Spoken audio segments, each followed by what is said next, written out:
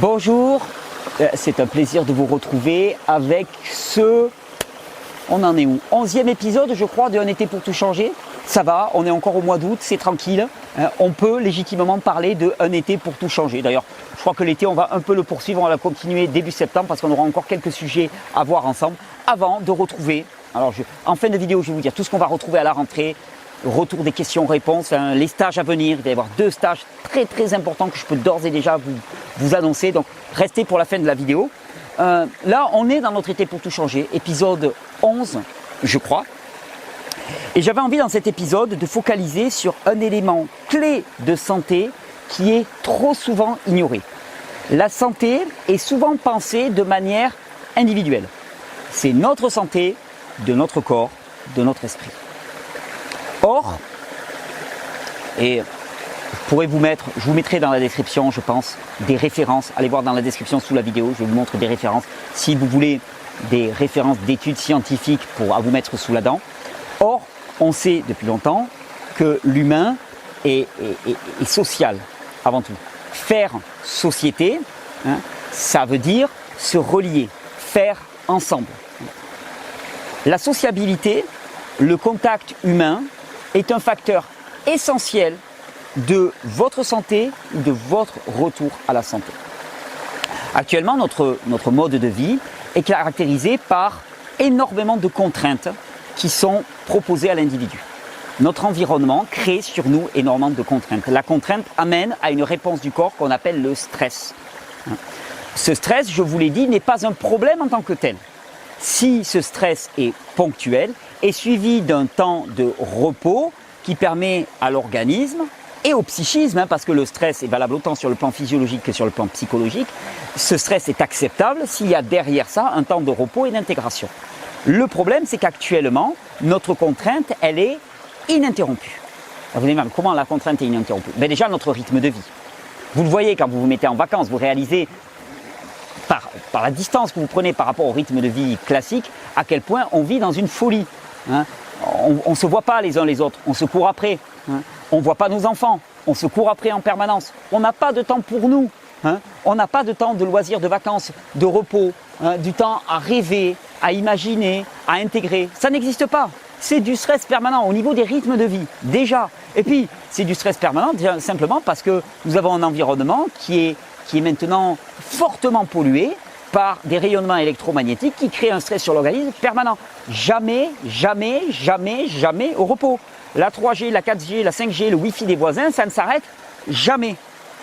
Donc, contrainte importante, permanente sur l'individu. Nous ne sommes pas faits pour fonctionner comme ça. Je vous l'ai dit, le moyen qu'a un individu de fonctionner, c'est phase de contrainte suivie d'une phase d'intégration. Et la phase d'intégration, c'est pas qu'elle a tout son sens, c'est qu'elle est absolument nécessaire. Elle est absolument nécessaire pour tirer un profit de la contrainte.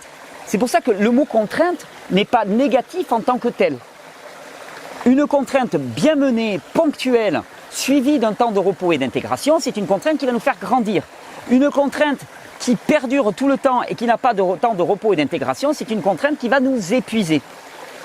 Et ce jeu entre les deux est essentiel. Souvent, on apporte de l'information, on apporte du contenu, et il n'y a pas ce temps d'intégration. Ça ne vaut rien. Je me souviens, une petite anecdote, avoir assisté une fois dans un festival, il y avait des séries de conférences excellentes, par des super orateurs. Le problème, c'est qu'il y avait 2 heures de conférence, 10 minutes de pause pour changer de conférencier, 2 heures de conférence, 10 minutes de pause, 2 heures de conférence. Quelle partie, toi, tu en tirais à la fin de la journée si tu voulais suivre toutes les conférences? Pas grand-chose. Pourquoi? Parce qu'après une conférence de 2 heures qui était aussi riche, tu avais besoin de quelques heures pour intégrer, faire tien ce qui avait été partagé, au besoin en reparler avec d'autres, débattre, réfléchir, questionner, critiquer, mais pour te l'approprier. Et là, on ne se l'appropriait pas. Et notre époque actuelle, au niveau des sollicitations, c'est de la sollicitation et de la contrainte permanente. Ce qui fait que tout notre système de stress est en permanence au taquet. Et il y a des signaux du système de stress, l'activation d'un système qu'on appelle le système nerveux sympathique, qui est la branche de notre système nerveux qui gère la réaction à notre environnement. Et puis ça passe aussi par des productions d'hormones, et en particulier une hormone qu'on appelle le cortisol. Le cortisol, c'est l'hormone de l'adaptation au stress. Le cortisol en tant que tel n'est ni bien ni mal. Hein, on arrête avec ces absolus. Alors ça c'est bien, ça c'est mal, ça n'existe pas. Le problème c'est que si vous êtes en permanence en production de cortisol, bien là il va y avoir un problème. Et en fait on s'est rendu compte que pour les personnes qui avaient une production permanente de cortisol liée à un état de tension important, ces niveaux de cortisol élevés étant par nature pathologiques pour l'organisme, eh bien, le seul moyen qu'on avait, ou le meilleur moyen en tout cas qu'on avait, pour faire diminuer ces taux de cortisol et pour permettre un retour de l'individu à la normale. Entendez bien, quand il y a cortisol, quand il y a stress, quand il y a contrainte et quand il y a réaction de stress, l'organisme est en mode survie, il n'est absolument pas en mode réparation, guérison, élimination. D'accord ? Il est en mode épuisement. Ce mode épuisement ponctuellement, pas de problème. Tu as un danger qui t'arrive dessus, bon, tu t'épuises ponctuellement pour sauver ta peau. Mais si c'est en permanence, ça ne peut pas marcher. Je veux dire, c'est du bon sens. C'est juste du bon sens que je vous partage. Eh bien, on s'est rendu compte que ces niveaux de cortisol, quand ils étaient élevés, chroniquement élevés, le meilleur moyen qu'on avait de les faire descendre, alors non pas en bloquant le cortisol avec des médicaments allopathiques, ce n'est pas du tout le but, mais en faisant en sorte que eh bien, le système sorte de cet état de contrainte, c'était le contact empathique entre individus. Le massage, la sociabilité, le contact empathique avec les animaux aussi, y participent, chiens, chats, animaux domestiques, y participent largement. D'ailleurs, imaginez qu'un chien ou un chat est un facteur de santé. Parfois, ça pourrait faire rigoler. On te dit, ah non, mais attends, tu as des gens, ils ont des grosses pathologies. Et toi, tu prétends qu'avec un chat ou un chien, tu peux leur faire évoluer leur santé? Ben absolument, absolument. Pourquoi? Parce que le chat et le chien, ben, ça va être du contact empathique, donc diminution des niveaux de cortisol, augmentation de cette hormone du contact, hein, qui est vraiment le facteur que l'on va pouvoir mesurer pour mesurer de l'état de détente d'une personne. Et c'est cette hormone qu'on appelle l'ocytocine. Hein, l'ocytocine qui est produite par la glande pituitaire, qui est une glande qui est juste là derrière le front et qui est produite en cas de contact empathique. Et cette ocytocine, eh bien, elle va nous assurer que notre corps est en phase de régénération, reconstruction, guérison, élimination, amélioration. C'est le facteur qui va pouvoir nous permettre de le mesurer. Et un animal de compagnie, ben, ça va être du contact, ça va être de l'exercice parce qu'il faut quand même aller le balader, le sortir et ainsi de suite. Ça va même être des tas de bactéries, de levures qui ramènent sur ses poils, dans sa salive et ainsi de suite. Quand il va à l'extérieur, quand il rentre, parce qu'un animal, ça se roule un peu partout. Ça va être autant de facteurs qui vont favoriser la détente, qui vont favoriser donc la réparation, la guérison, la régénération, qui vont favoriser la richesse microbienne dans votre environnement, des environnements rendus stériles, et donc ça participe activement à l'amélioration de votre niveau de santé. Mais quand on parle de santé, le facteur relationnel, social est souvent extrêmement ignoré. Il n'y a pas de santé qui soit une santé individuelle. Tout seul, on n'est pas en santé. Désolé, tout seul, on n'est pas en santé. Parfois, on a besoin dans notre vie de s'isoler des autres ponctuellement parce que on a été trop sollicité et on a besoin de refaire le plein. Oui, mais c'est un état qui ne peut pas perdurer parce que rapidement, on devient fou. On devient fou sans les autres. Et c'est pour ça d'ailleurs que je suis autant en colère contre ce sophisme, cette expression fallacieuse et dégueulasse de distanciation sociale. Il n'y a rien de social dans la distanciation. La distanciation, la distance que l'on induit, elle est asociale. Elle est asociale et elle est destructrice de fait pour le moral, la santé et l'immunité des individus. C'est un cercle vicieux dans lequel on s'enfonce, dans lequel on dit les personnes sont faibles, donc on les fait se séparer. Ouais, mais en les faisant se séparer, elles seront de plus en plus faibles.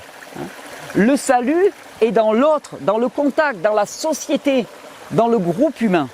Et comme facteur de santé dans cet été pour tout changer, j'avais envie vraiment d'insister sur cette dimension sociale. Alors, on va dire, oui Thierry, alors tu es contre les recommandations du gouvernement. Je ne suis pas contre les recommandations du gouvernement. Je dis juste qu'elles ignorent un facteur essentiel, ce besoin de sociabilité, et que c'est certainement pas les meilleures solutions à ce que nous vivons actuellement, qui n'est même pas une crise, qui est simplement une situation de grippe saisonnière qu'on instrumentalise et qu'on médiatise pour en faire un truc énorme. Alors que les chiffres sont là, bon Dieu.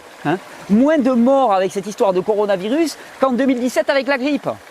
Est-ce qu'en 2017, on nous prenait le chou à se mettre ces masques ridicules sur le visage dès qu'on se déplaçait? Jamais. On est les victimes de notre ignorance. On est les victimes de notre naïveté. Vous savez, on se moque parfois des personnes qui étaient les peuplades retirées qu'on achetait avec des pacotilles. Mais on est pareil. On est pareil, on est même pire. Parce que la connaissance, on y a accès. Les chiffres, on les a devant les yeux. Ils nous crèvent les yeux, bon Dieu. Il y a de plus en plus de médecins, de personnels soignants qui nous disent, on est en train de se faire énormément de mal. Toutes ces personnes âgées qui sont mortes seules dans les EHPAD. Elles ne sont pas mortes du coronavirus, elles sont mortes de chagrin, d'isolement. Toutes ces personnes qui sont retrouvées isolées, ces 2 mois de confinement délirant qui ont conduit des tas de personnes dans des états psychologiques extrêmement dégradés, qui leur ont fait prendre du poids, qui les ont conduits à avoir des conduites addictives pour compenser leur désarroi. Pourquoi ? Parce qu'on a absolument besoin les uns des autres. Et le monde qu'on va construire, c'est un monde solidaire. C'est un monde dans lequel il n'y a pas de distanciation sociale, il y a de la fraternité, de la sororité, comme tu veux. Il y a de l'humanité. Et de l'humanité, c'est des individus qui se tiennent et qui œuvrent ensemble, qui n'ont pas peur des virus, parce que les virus ont toujours été des moyens de communication, qui ne sont plus lobotomisés par le dogme pasteurien délirant, qui lui aussi ne repose sur rien. Pasteur qui te dit qu'un corps est stérile, je veux dire, rien que ça, un corps n'est pas stérile. Un individu, un organisme vivant n'est pas stérile. Donc, Pasteur, directement aux toilettes sèches, direct, Pasteur, composté, avec des micro-organismes qui les mettent en. Donc, sortir de cette folie qui fait que nous ne voyons pas le monde tel qu'il est. Le monde tel qu'il est, c'est un fourmillement de vie. Il y a de la vie partout. Et il n'y a rien d'autre que la vie à toutes les échelles. Quand ton corps, quand tu meurs biologiquement parlant, parce que on est d'accord, la vie ne s'arrête pas à notre corps. D'ailleurs, ça aussi, c'est une réflexion intéressante. On est tellement flippé de la mort physique dans notre monde matérialiste parce qu'on ramène la vie à la matière. Donc la vie, c'est notre corps. Tu te dis, mais si mon corps s'arrête, c'est foutu. Mais ça, c'est une pensée matérialiste moderne qui n'a aucune réalité. C'est-à-dire qu'il y a suffisamment maintenant de témoignages de ce qu'on appelle les expériences de mort imminente. J'ai moi-même vécu cette expérience de mort imminente. J'ai vécu ce que c'était que d'avoir un arrêt cardiaque pour ma part et de ressentir cette sensation d'être en dehors de mon corps, de voir mon corps qui était à l'arrêt et de moi me balader autour de mon corps. J'ai fait cette expérience. Nous ne sommes pas notre corps. Et dans ce monde matérialiste, alors on est complètement flippé par l'arrêt de notre corps. Et on appelait ça la mort. Mais il n'y a pas de mort. Il n'y a pas de mort parce que notre corps, quand notre cœur s'arrête de battre, quand notre cerveau n'est plus alimenté, notre corps n'est pas mort. Il va être la proie de la vie. Et des tas de micro-organismes vont décomposer ce qui à un moment était composé sous la forme d'un individu, du corps d'un individu, pour en refaire autre chose. Et notre vie intérieure, elle ne s'arrête pas à ça. C'est ce qui faisait dire à Béchamp, par exemple, ou à Jules Tissot plutôt, eh bien, rien dans ce monde n'est la proie de la mort. Tout est la proie de la vie. Il n'y a que la vie partout. Toutes les manifestations que nous voyons, c'est les manifestations de la vie. Et la mort, c'est la séparation que nous induisons avec notre esprit malade. La séparation que nous induisons avec les individus. La séparation que nous induisons avec notre environnement. Eh ouais, on met des masques, on met des gants. Alors tu crois que ton environnement il va pouvoir se développer et toi tu vas pouvoir t'isoler de lui et tu ne crois pas qu'il va y avoir une distance de plus en plus importante entre toi et ton environnement? Tu vois pas où il va y avoir un problème? C'est que là tu es avec un masque et en train de te foutre du gel ridicule sur les mains en permanence, mais bientôt tu vas devoir porter un scaphandre.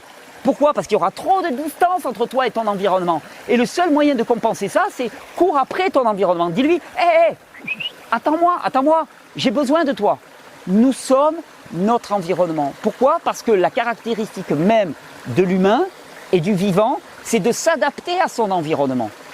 Nous sommes déterminés par notre environnement. Mon ami Pierre Etchard avait donné une conférence l'an dernier aux rencontres de la régénération qui s'appelle « L'humain et son environnement ». L'humain et EST. Je vous renvoie vers cette conférence que vous retrouverez ou je la mettrai en lien sous la vidéo si j'y pense.